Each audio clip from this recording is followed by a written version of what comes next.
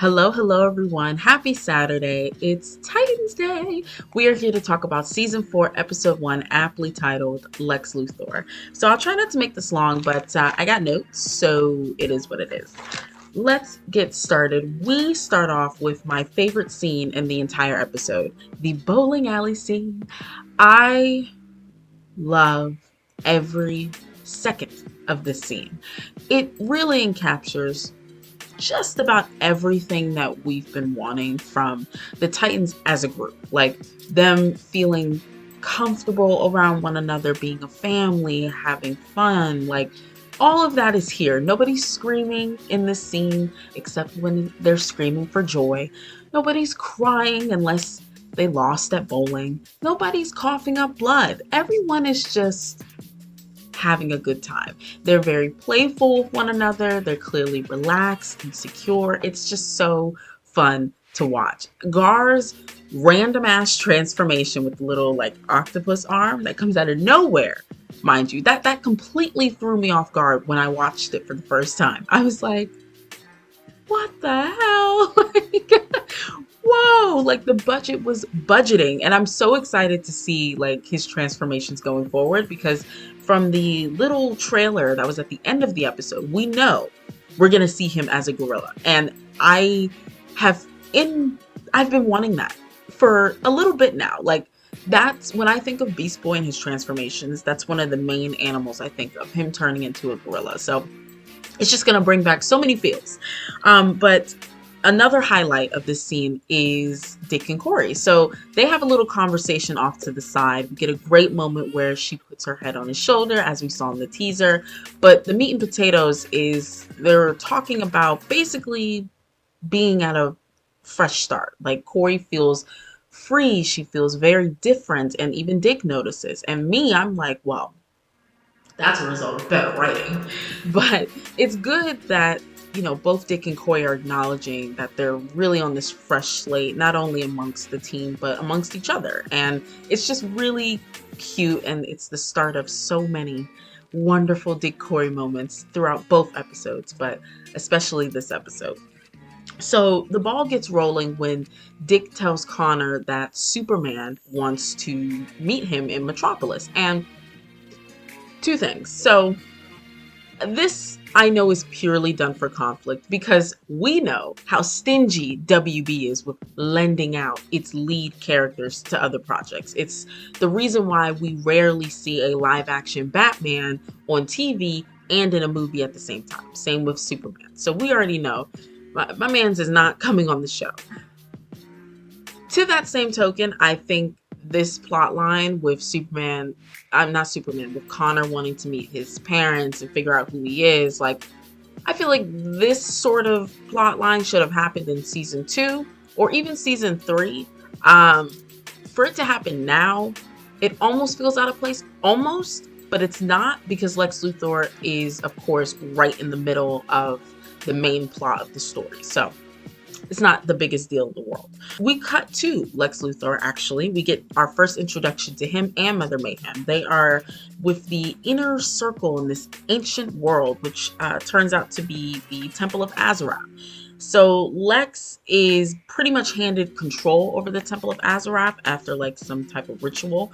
And it turns out he and Mother Mayhem have been working on this project for like 5 years. So I really want to know what inspired this project. Like, was it Mother Mayhem? Was it Lex? Was it both? What inspired this? Like, I really want to know. So, after Lex is handed basically control over the Temple of Azarath, in typical Lex fashion, he changes the terms of the deal because him and Mother Mayhem had a deal. And he said, well, I kind of got what I wanted. So, Miss Mayhem, bye-bye, you're fired. And she doesn't take that too well, and that plays out throughout the rest of the episode. So we cut from that and we get our first intro to Sebastian, aka Brother Blood. Now, the only thing I really want to say about this scene is the lighting and color choices that were present throughout the scene. The cinematography in both episodes is just absolutely stunning because there's no blue filter. You can actually identify other colors of the rainbow And it's great.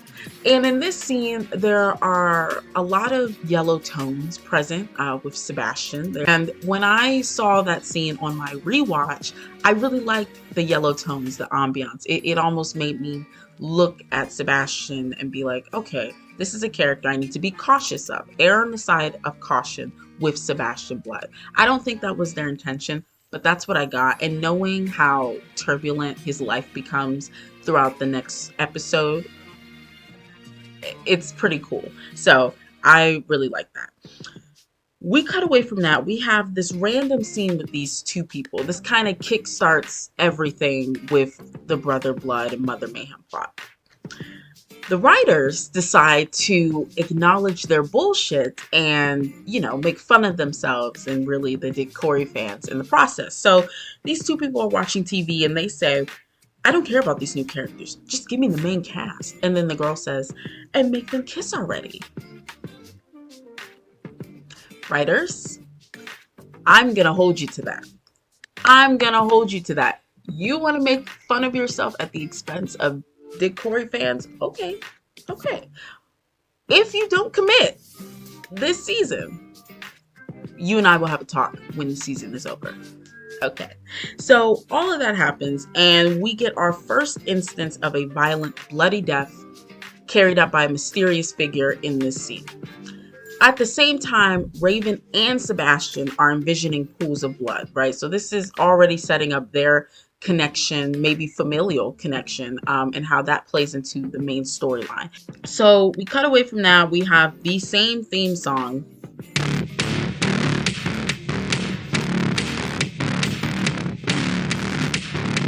Wonderful. And then we are in Metropolis with Titans. We are at Star Labs, and the music choice for this scene was absolutely perfect. Like I said, the music choices between these two episodes are much more appropriate. But in this scene, we are introduced to Bernard, and Tim is instantly smitten. Like, the man is like, who's that? Like, that's Tim, like immediately from the second he sees Bernard. And I would not even comment on it if Bernard looked the same age as Tim. But Bernard is giving 30, and fun fact, the actor who plays him is 30. But Tim is giving like 16, 17-year-old boy. So it's just very awkward. Very awkward for me. I hope we learn his age. I think I heard that Tim was like 18 and Bernard was 25. That's still weird if that's true. It's just, no. So after our intro to Bernard, the team goes upstairs to basically get their upgrades. And Connor and Dick hang back and find out that Superman can't show up. Whoops. Superman's kind of giving deadbeat, but it is what it is. So the upgrades. All right, first off is Gar. He gets a new suit, but when he goes to try it on, he has a very intense vision. And basically, he goes into a fugue state. When he comes back, the lab is completely wrecked. And this is not the first instance of a teammate going into a fugue state and then something crazy is happening and they just have no memory of it. Raven is going to go through that at least twice down the line. But basically, during this whole thing, he turned into a gorilla, a velociraptor, and an armadillo. I don't know if that's foreshadowing. I mean, I know for the gorilla it is. So maybe we'll see the other two. I hope so, because yes. But we cut to Kory. She has her upgrade. She's testing out her powers. And no, I don't like the blue. And she ends up smashing the hardest substance known to man. And she really only has acknowledged about 8.1% of her powers. So that's pretty incredible. When she gets to 100, if she gets there by the end of the season, I mean, Brother Blood will probably be nothing to her. Unless, it is magic, so it's a different thing. But she could destroy countries, I mean, planets, if she wanted to, at 100%. So our next person is Tim. He gets his bow staff, and he looked very disappointed. It was so funny because he initially wanted the Robin suit, and Dick was like, What the hell are you talking about? You've been a Titan for like 5 minutes. So that was really, really funny. His face was hilarious. And last but not least, the RV gets an upgrade thanks to Bruce Wayne. And there's a cute Dick Kory moment in that. So it was all worth it. The Titans are in the RV. They're going back to San Fran now. They're about to leave Metropolis and go about their day. But then we get the scene from the teaser. Lex makes himself known to Connor and wants to meet him. So they pull over. Dick and Kory are assessing the situation. Connor wants to go back and meet with him. And before I get on Connor, I really did like Dick and Kory being leaders in this moment, really working through this situation, taking each other's perspectives into account, and having a compromise and coming up with a plan that works for everyone. And I just really enjoyed that because it's something we've been needing for so long. And not only is it married couple energy, I mean, it's leadership energy. Like it was nice. It was just really nice. But Connor Tens, I'm not very happy with you. You and I have to talk right now. So Dick lays out who Lex is on a platter, basically, to Connor. He tells him first that Lex was the only man Bruce was ever afraid of, which is bullshit. But then Connor responds saying, well, Superman isn't afraid of Lex. How did you make that assumption, buddy? How did you make that assumption? But okay. So then Dick makes his case further. He says, well, look, Lex has spent 4 decades trying to take down Superman. Like, you really need to be cautious around this man. And Connor responds saying, well, he failed at all that because he's just a man. Connor. Okay, so Connor is weirdly naive this entire episode, even going into the second episode. It feels like I'm looking at season 2 Connor. I don't know why we regressed so much to fit this plot line, but I don't like it. I don't like it at all. So then Connor asks, well, what am I supposed to do? Am I supposed to just ignore Lex? Yes, you're supposed to ignore Lex. Yes. There's no other answer but yes. There's no in between. There's no gray area with this. And then Dick creates a gray area, telling him, well, no, you deserve to meet your parents. What? Why would you say that? This is not like that advice would work for probably anyone else on the team but Raven and Connor. Like if Raven wanted to meet back up with Trigon, like that advice wouldn't work for her because we know what type of a person Trigon is. We know what type of a person Lex Luthor is. There is no gray area. I don't know why he would even give Connor that opening. I mean, I get it, I guess, but I don't. It was just very like, ugh. So then Connor decides at the end that he wants to meet Lex. The team compromises and they're like, okay, if you want to do this, we're going to do some recon, which that's a good idea. So this starts off with Kory going to meet with Lex in his apartment. And we get this great one-take fight scene. Lex is eating and Kory's kicking ass in the background. I absolutely love that scene. The fight choreo was pretty good. We never really got to see a lot of Kory fighting one-on-one. So it was really good. I would love if she used her power, but then again, she might kill someone. So whoopsies. So we find out Lex's motivation during this conversation. Basically, Lex wants Connor to stay with him in Metropolis and kind of become the head of LexCorp. And I'm looking like, sir, hell no. And Kory is like, hell no. She actually clocks him and tells him, like, you just want your own personal weapon. And Lex almost counters back and he's like, well, isn't that what you're using him for? And that would be an interesting conversation if this happened in season 2. That would be a very interesting discussion to have. But we know that that's not what's happening here. So while this is all going on, the rest of the team, Connor, Gar, and Raven, they're at the Daily Planet, which is so cool. They're in the archives trying to gather dirt and info on Lex Luthor. So during this, Raven has yet another vision of a pool of blood. So things are building Things are building in the backdrop, and I absolutely love it. We cut back to Kory and Lex, and at this point, Kory has planted a chip, and across the way, Nightwing and Tim are siphoning information. So Lex figures this out and unleashes the ninjas. And the fight choreo during this scene, A plus plus plus plus. But I'm not really shocked because Nightwing has always had some of the best fight choreo on the entire show. Like, he is the one character where his fight choreo has gotten better and better and better every season. And I hope that is dispersed amongst the entire team. I want everyone to have great fight choreo should they get that moment. But really what I want more than anything is for the team to fight together and work together to take down a common threat. You know what I mean? We'll see if that happens. But all of that happens. Tim actually helps during the battle and he succeeds briefly. So give him props for that. And we also get some Nightwing quips. So I really got giddy for that. But they find out after they siphon the information that Lex has 6 months to live. So they tell Connor this information. They meet with him at the Daily Planet. And basically they tell him, like, he wants to use you to fight his disease, like a blood transfusion. So Connor, at this point, still wants to meet with Lex. Still. And he says he wants to see for himself if he's a bad guy. Okay. So Kory's like, are you serious? And Kory is me because it's like, you're not serious.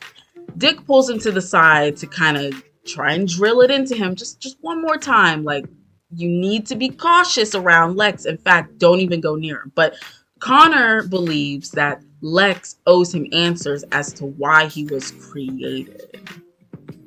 And I'm confused because I thought he already knew why he was created all the way back in season 2. Am I wrong in that? Did he not understand that? Especially by season 3? I don't know. I don't know.